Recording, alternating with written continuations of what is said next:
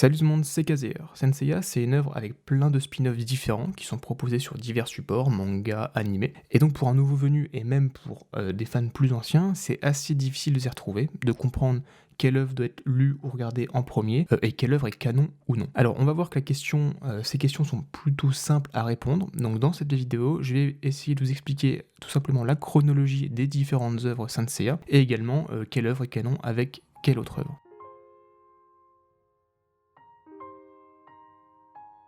Commençons donc d'abord par le début, donc voici la première ligne de temps, ou timeline, qui représente la timeline canon du manga, on va dire du court manga. Sur cette ligne de temps, on va donc bien évidemment retrouver le manga d'origine et toutes les œuvres papier qui sont canons et qui gravitent autour de cette œuvre. Alors l'histoire de Senseiya, elle va commencer comme la nôtre, en tout cas un peu plus tard, dans les temps mythologiques lorsqu'Athéna elle n'avait pas encore ses chevaliers. Et cette histoire, elle nous est racontée dans une œuvre qui s'appelle La Grande Chronique des Guerres Saintes, qui est plus connue sous le nom de l'Hypermythe. Donc cette œuvre, elle raconte tous les événements qui se sont passés dans l'univers de Senseiya, de la première guerre sainte, donc des temps mythologiques, jusqu'au début du manga papier. Alors cette œuvre, elle est éditée par la Shueisha, et elle est difficilement intégrable dans le canon du manga, déjà parce qu'on ne sait pas quel a été le niveau d'implication de Kurumada dans l'œuvre, même s'il a été impliqué dedans, et en plus de ça, Kurumada, il semble pas vraiment reprendre, ou vraiment très peu d'éléments de cette œuvre. C'est pourquoi elle n'est pas considérée comme canon au manga, d'ailleurs elle est canon à rien d'autre finalement,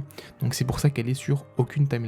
Grande avancée dans le temps de Senseiya pour arriver à Next Dimension, donc vers les années 1740 à peu près. Next Dimension, c'est une œuvre qui est écrite et dessinée par Kurumada depuis 2006. Elle fait partie, avec Senseiya The Lost Canvas, d'un projet plus global pour raconter les événements de la guerre sainte du XVIIIe siècle. Next Dimension, ça raconte les événements canonique de la précédente guerre sainte, tandis que The Lost Canvas raconte une histoire alternative. Pour mettre tout à plat dès le début, Next Dimension est sorti avant The Lost Canvas, donc Next Dimension c'est pas une copie. D'accord ? The Lost Canvas ça a été lancé par Kurumada lui-même, et c'est lui qui a choisi l'auteur du manga. Il est donc pas jaloux d'elle, d'accord ? Ce n'est pas lui qui a fait arrêter l'animé non plus, il a tout fait pour que l'animé voie le jour, d'ailleurs pas avec la Toei pour que ce soit un animé de qualité, ça a été les mauvaises ventes du manga qui ont fait couler l'animé de The Lost Canvas. Bon, la vidéo elle a pas pour but de parler de ça, donc si vous voulez plus d'informations à ce sujet, je vous invite à aller voir la très bonne vidéo de Chaîne Nébulaire sur The Lost Canvas. Donc revenons à Next Dimension. L'œuvre nous raconte la remontée dans le passé d'Athéna et Shun, donc au XVIIIe siècle, lors de la précédente guerre sainte, afin de trouver un moyen de détruire l'épée d'Hadès qui tue petit à petit Seiya. Alors comme le résumé l'indique, l'œuvre elle parle de voyage dans le temps. Et qui dit voyage dans le temps dit souvent des problèmes de timeline, on va dire. D'ailleurs, bien que cette œuvre elle est canon, il n'est pas certain qu'elle soit vraiment sur la même timeline que Senseiya. Il y a deux hypothèses. Soit l'histoire elle se déroule sur une autre timeline, et donc elle raconte des événements différents du passé de Senseiya, soit c'est une histoire qui se passe dans une boucle temporelle. Mais ça pourrait créer des incohérences. À moins qu'il y ait un ou des personnages de Next Dimension qui influencent l'histoire, par exemple en enlevant certains souvenirs aux personnages ou autres. Mais vu que le manga il est pas fini, on peut pas encore dire clairement dans quel cas de figure on est. Du coup, vu que c'est officiellement canon, pour l'instant, je le laisse sur la timeline du manga. Avançons encore un petit peu jusqu'en 1979, là où se déroulent les événements de Senseiya épisode G. Senseiya épisode G, c'est un préquel de Senseiya qui a été écrit et dessiné par Megamu Okada sur une idée et une légère supervision de Masami Kurumada, donc l'auteur de Senseiya. L'histoire, elle nous raconte les aventures des Gold Saints, et notamment d'Aiolia, qui vont devoir faire face à une menace d'une puissance extrême, les Titans. Cette œuvre, elle est généralement considérée par les fans comme non canon, pour diverses raisons. Cependant, Kurumada dira en 2002 dans une interview, que d'ailleurs vous pouvez retrouver dans la description, qu'il est l'auteur, le créateur, l'instigateur d'épisode G, que c'est une idée de lui, et que c'est lui qui a demandé à Okada de dessiner son histoire. Et surtout, qu'il considère épisode G comme le préquel officiel de son manga, au même titre que, à l'époque, la menace fantôme était la préquelle de Star Wars. Il est donc établi que G, pour Kurumada, est canon. Cependant, il y a beaucoup d'éléments dans épisode G qui créent des incohérences avec le manga de base, et surtout, Kurumada n'a jamais reparlé de G, ni même utilisé certains éléments dans d'autres œuvres canon, comme notamment Next Dimension ou autres. Donc, cela laisse penser que G, il est peut-être plus canon. Cependant, comme j'ai dit, en l'absence de réelle explication de Kurumada, on peut penser que épisode G reste encore canon, ou, à minima, qu'il est très proche de ce que voulait Kurumada comme background pour les Gold. C'est pourquoi, également, je le laisse sur la timeline canonique de Senseiya. Maintenant nous arrivons en 1986, donc sur l'œuvre qui a tout créé, Saint Seiya, le manga d'origine. Il y a d'autres œuvres qui sont canons à Saint Seiya et qui se passent un petit peu avant, un petit peu pendant, mais on va les voir un petit peu plus tard sur une autre frise qui sera vraiment centrée spécialement sur le manga de base et les histoires un petit peu connexes à celle-là. Donc l'histoire de Saint Seiya elle est très simple, tous les 250 ans, la déesse Athéna se réincarne pour protéger la Terre et elle va être aidée par des Saints, qui sont ses guerriers. On va suivre l'histoire donc de la déesse et de 5 chevaliers, dont Seiya, pour protéger la Terre. Bien entendu, Saint Seiya a eu le droit à une adaptation animée, qui a elle-même sa propre timeline et sa propre ligne canonique, on va dire. On verra ça juste après. En parallèle de Saint Seiya se trouve Saint Seiya Sentia Show, un manga qui est dessiné par Shimaki Kuori sur une idée de base de Masami Kurumada. Sentia Show nous narre le récit des divers affrontements des Sentia, qui est une caste spéciale de chevaliers qui n'apparaît pas dans Saint Seiya, le manga de base, et cette caste est uniquement composée de femmes. Donc les événements sont en parallèle du manga d'origine. Alors le manga il est pensé comme étant canon à l'histoire. D'ailleurs Kurumada veille personnellement à vérifier l'histoire de Kuori avant que celle-ci ne finalise ses planches. On retrouve également des éléments qui sont cohérents avec épisode G. Cependant, il y a certaines petites incohérences très légères qui sont surtout dues à l'adaptation animée de Sentia Show. Mais du coup, Sentia Show, il est quand même considéré comme canon. En tout cas, dans les faits, il est canon. Même si certains fans ne pensent le contraire, dans les faits, il est canon. Donc je le laisse, bien entendu, sur la timeline de base, malgré les petites incohérences, dont la plupart sont explicables. De toute façon, on en reparlera quand on parlera plus en détail de Sentia Show. Puis ensuite vient dans les années 1990 Next Dimension encore. Alors c'est normal parce que le manga, comme je l'ai dit, se déroule sur 2 époques, vu qu'il y a un voyage dans le temps. D'ailleurs ça a posé pas mal de problèmes à ce niveau-là, notamment à cause de l'utilisation de Redcon qui modifie la temporalité de Saint Seiya, ce qu'on va voir un petit peu plus tard.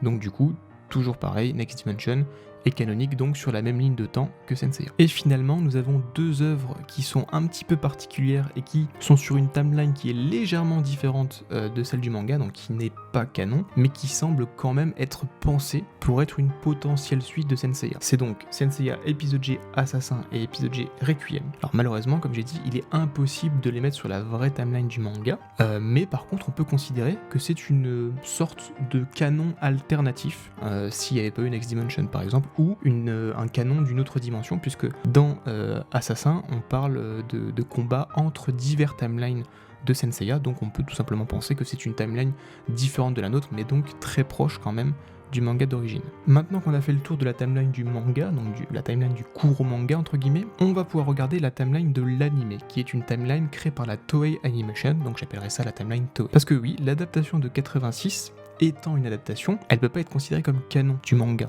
Tout simplement parce qu'il y a des petites incohérences, des petits détails qui changent, notamment le grand pop, etc. Donc la Toei ont joué sur ça pour créer leur propre canon, et dans ce canon on retrouve donc bien évidemment la série de 86 qui raconte les mêmes événements que le manga, à peu de choses près comme j'ai dit, et bien sûr il y aura l'adaptation animée de Sentia Show, mais quand elle est sortie finalement elle respectait ni le manga ni l'anime officiel, donc on peut pas dire que Sentia Show fait partie du canon non plus de l'anime. Donc l'anime Sentia Show c'est vraiment un truc qui est totalement à part. Ensuite, durant l'arc Hades de la série animée, on peut retrouver la série Saint Seiya Soul of Gold, donc qui raconte la résurrection temporaire et le combat des Gold entre le dieu nordique Loki. Donc de la même manière, cette série est canonique à la série télévisée, donc à la timeline de la Toei, mais pas au manga. Ensuite, après la bataille d'Hadès, on retrouve le film 5, donc Tenkai-en Overture. Ce film il est particulier parce que à la base, il aurait dû être la suite officielle du manga et débuter une trilogie. Cette trilogie aurait dû donc être la suite officielle du manga à la place de Next Dimension. Cependant, le projet il a été annulé et Kurumada a décidé d'effacer ce film du canon du manga en créant Next Dimension. Par contre, la Toei, elle considère tout de même que ce film fait partie de leur canon, puisque c'est quand même eux qui l'ont produit, et que c'est donc la suite officielle de l'anime, même si on ne sait pas vraiment ce qui se passe entre le film et la série d'après, donc que je vais parler juste après. Donc malgré donc certaines incohérences, puisque on ne sait pas ce qui se passe, ce film est quand même considéré comme canon par la Toei, tout simplement. En parlant de la série après le Tenkai, une quinzaine d'années après la bataille contre Hades, nous avons Senseiya Omega. Cette série, elle est officiellement la suite canonique de la série animée de 86. C'est confirmé sur le site web de la Toei. Et cette série prend en compte le Tenkai. Donc Omega va nous raconter l'histoire de Koga, le nouveau chevalier de Pégase, et de ses amis contre le dieu Mars. Voilà donc comment se conclut la timeline canonique de la Toei Animation. Passons maintenant à la troisième timeline que je pense personne ou très peu de gens imaginent, c'est celle de The Lost Canvas. Parce que oui, ce spin-off, bien qu'il soit pas canon, il a créé sa propre canonicité et surtout divers timelines qui lui sont propres. The Lost Canvas nous raconte les événements alternatifs de la guerre sainte du XVIIIe siècle, en suivant trois personnages, Tenma, l'ancien chevalier de Pégase, son ami Sacha, qui est la réincarnation d'Athéna, et Eulone, qui est le frère de Sacha et le meilleur ami de Tenma, et qui est en plus de ça le réceptacle d'Hadès. L'objectif de Tenma il est clair, c'est sauver le monde du Lost Canvas, que Eulone est en train de peindre tout en arrivant à sauver son ami des griffes d'Hadès. Donc c'est une œuvre qui est particulièrement appréciée en Occident, c'est une œuvre d'ailleurs qui a eu le droit à une adaptation animée en 2009 qui est une très bonne adaptation d'ailleurs, mais qui n'est pas canon au manga The Lost Canvas papier. Donc comme j'ai dit, l'adaptation elle est vraiment de grande qualité, elle a même amélioré l'œuvre et c'est elle qui a surtout participé à la popularité du manga, mais du coup elle est sur une timeline qui lui est propre. Donc ça fait donc deux timelines pour l'instant pour The Lost Canvas. Et pour finir, on a aussi les The Lost Canvas Chronicles, qui sont des mangas se centrant sur les Gold de The Lost Canvas, notamment en racontant leur passé, et aussi en parlant un petit peu de leur avenir. C'est pourquoi la plupart des Chronicles sont canons, en fait ils sont tous canons, et ils se passent en amont de The Lost Canvas, mais sur la même timeline. Cependant, il y a un Chronicle, donc un Gaiden, qui nous montre un futur alternatif de Senseiya, où Seiya est mort de la main d'Hadès, et où celui-ci a pris le contrôle de la Terre. Ce futur alternatif, il est raconté dans le Gaiden du Bélier, et va donc créer, de ce fait, une nouvelle timeline différente de celle de The Lost Canvas, et différente de celle de Senseiya, centrée sur la mort de Seiya. Même si on n'a pas beaucoup d'éléments, aucun, sur cette timeline, on sait qu'elle existe, et qu'il y a une timeline où Seiya a perdu face à Hades. Voilà, maintenant qu'on a vu les trois grosses timelines différentes qui tournent autour de Senseiya, on va se pencher plus en détail sur la timeline canonique de Senseiya, et notamment sur la période autour des années 1986, donc durant les événements de Senseiya. Comme je vous l'ai dit, il y a d'autres œuvres qui tournent autour de cette période qui existent et qui sont plus ou moins canoniques, et on va voir ça tout de suite. On va commencer par le début avec Senseiya 0. Ce spin-off qui est écrit par Kurumada et qui fait quelques chapitres, se déroule en 1973 durant la nuit de la tentative d'assassinat d'Athéna. On y suivra la tentative de fuite d'Aiolos et surtout comment il est mort. Cette œuvre, elle est canonique en manga et elle est là pour expliquer une fois pour toutes qui et comment Aiolos est mort, ou qui a tué Aiolos plutôt. Enterrant donc la version de la Toei, qui montrait que c'était seulement Shura, et enterrant aussi celle qu'on avait rapidement évoquée dans Senseiya. Ensuite, il y a normalement épisode G, mais on va le passer parce qu'on en a déjà parlé. On arrive en 1986 avec le premier arc du manga, l'arc du sanctuaire. Cet arc il peut être décomposé en plusieurs petits, l'arc Black Saint, Silver Saint et les 12 temples. Et à la fin de cet arc intervient la mort de Saga. Puis ensuite l'arc de Poséidon, qui est daté dans le manga, puisqu'il est indiqué que les bronzes ont passé un mois à l'hôpital. Donc l'arc Poséidon démarre un mois après l'arc du sanctuaire. Cet arc de Poséidon, il va se dérouler sur quelques jours. On ne sait pas exactement la durée par contre. Et enfin, après l'arc Poséidon, on a l'arc Hadès, qui d'après les dires de certains personnages se passerait quelques semaines après l'arc Poséidon. Donc l'arc d'Hadès, il va se dérouler également en quelques jours, et pareil, on n'a pas d'éléments pour savoir précisément la durée de l'arc. Ça, c'est pour le manga. Arrive ensuite, comme je l'ai dit, Senseiya Next Dimension, qui lui a décidé de ne pas du tout respecter la temporalité qui avait déjà été établie dans Senseiya, et indique que l'arc Hadès, il s'est déroulé non pas en 1986, mais en 1990, soit 4 ans de différence avec le manga de base. Donc ce procédé, comme je l'ai dit tout à l'heure, ça s'appelle un retcon, pour Retroactive Continuity.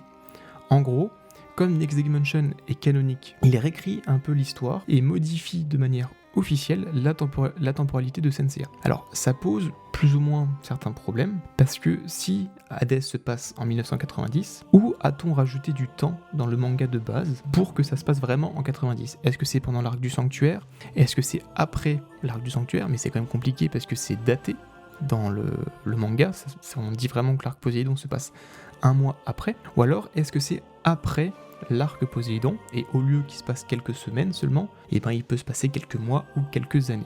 Dans tous les cas, ce retcon il va permettre d'introduire deux nouvelles œuvres qui n'étaient pas du tout considérées comme canon, et qui grâce à cette modification peuvent potentiellement devenir canon. La première, c'est Senseiya Golden Age, qui est un light novel collaboratif entre tous les auteurs de Senseiya, donc dessiné par le mangaka de The Lost Canvas de Sentiacho, et scénarisé par Okada, donc d'épisode G, et il y a aussi la participation, bien entendu, de Kurumada. Golden Age, ça se passe juste après la bataille contre Poséidon, vraiment juste après, et ça nous narre les événements d'une bataille entre les bronzes et la déesse de la justice Astrée. Ce light novel, qui est un one-shot, est sorti en juin 2016, donc bien après Next Dimension, etc.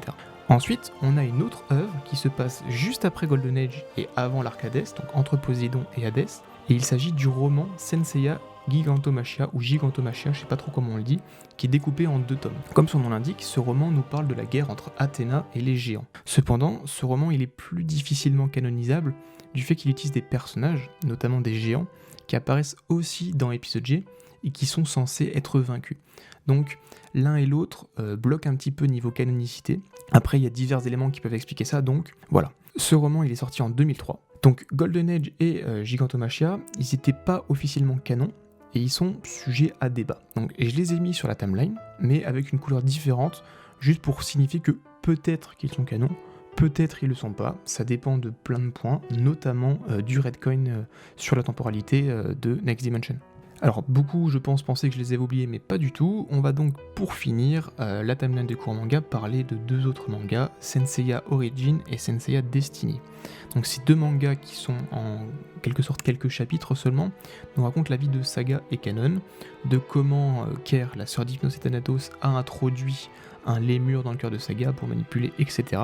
On va aussi suivre la manière dont Kanon a manipulé Poséidon. Alors ces œuvres, je les ai pas placées sur la timeline car elles se déroulent sur une longue période, de la naissance des Gémeaux, donc bien avant 1973, jusqu'au début de l'arc Hades. Cependant, les 2 œuvres sont bien évidemment canon, puisqu'écrits par Kurumada.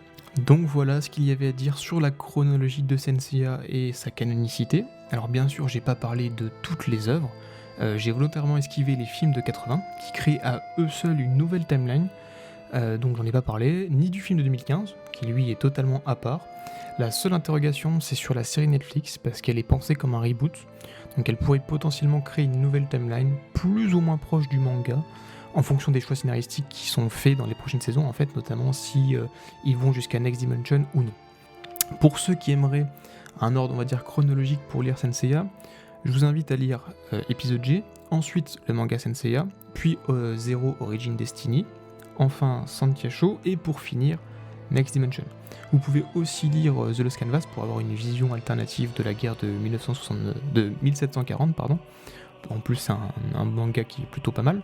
Et enfin, si vous voulez, il y a Golden Age et Gigantomachia. Et le problème, c'est vu qu'ils sont jamais sortis en France, ça va être compliqué pour les trouver et les lire en français. Concernant la timeline de la Toei, donc pour la timeline en animé, vous pouvez suivre la frise que je vous ai montrée juste avant, donc en regardant dans l'ordre l'animé de 86, ensuite Soul of Gold, puis le film 5 Tenkai N, et enfin Omega. Je tiens quand même à rappeler que peu importe l'ordre dans lequel vous regardez ou lisez les œuvres, l'important c'est d'apprécier ce que vous regardez ou ce que vous lisez. Si vous avez des questions, des points à éclaircir ou des corrections à apporter, parce que j'ai peut-être oublié certaines œuvres, n'hésitez pas à laisser tout ça dans les commentaires, et moi je vous dis à la prochaine. Ciao tout le monde.